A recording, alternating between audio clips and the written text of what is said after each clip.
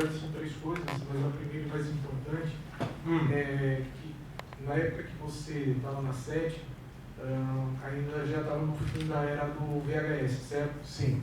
Tá.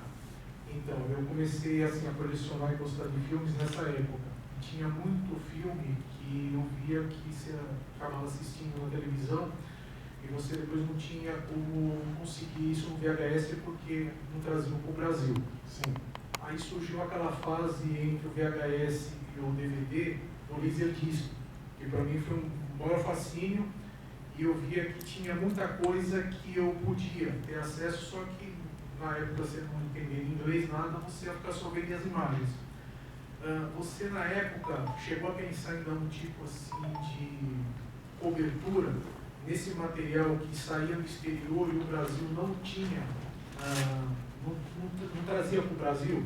Quem teve essa parte, porque eu deixei de comprar em 95 a revista, por quê?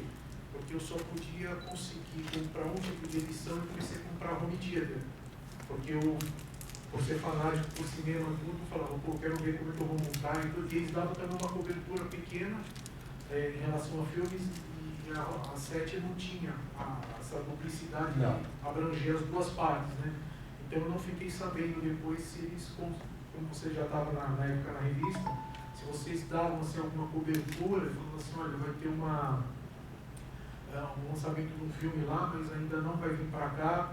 Eu queria saber também da sua parte. Segunda pergunta em relação a... Quer que eu responda a primeira e você faz a segunda? Pode ser, pode ser. Eu entrei na revista em 96, né? O VHS estava bem no fim e o DVD estava começando a estourar. Tanto que a gente fez um especial de DVD logo quando eu entrei, né? Para poder falar da nova mídia e tal.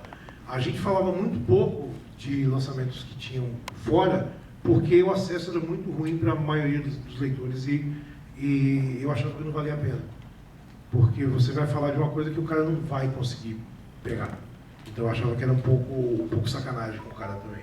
Eu comprava muita coisa quando eu viajava, né? Quando eu comecei a viajar regularmente para fora do Brasil, para fazer cobertura, eu comprava uma tonelada de filme. Nunca comprei Laserdisc, nunca entrei no Laserdisc. Eu achava um pouco...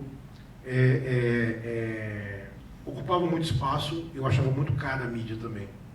Por isso que não colou Laserdisc por muito tempo, porque era muito caro produzir. O DVD, eu acho que foi a mídia, mais do que VHS até, foi a que mais popularizou os filmes no segundo mercado.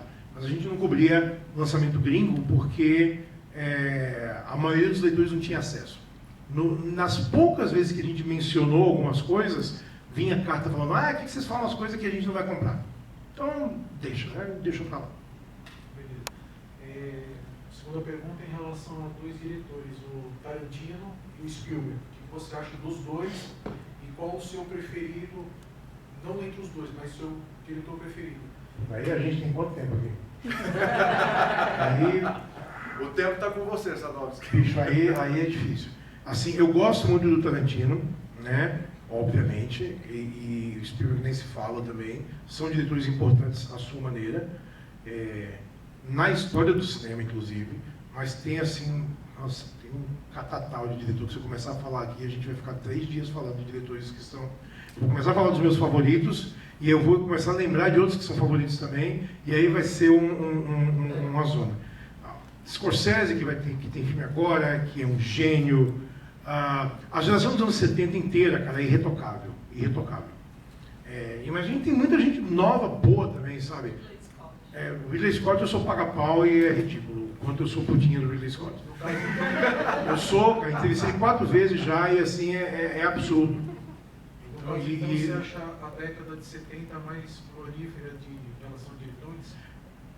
Eu acho que foi uma época de transformação muito grande, porque os estúdios estavam perdendo o poder dos estúdios. A contracultura tinha mudado a cultura pop nos Estados Unidos, né? O jeito de fazer cinema grandioso que os estúdios tinham não tinha mais espaço.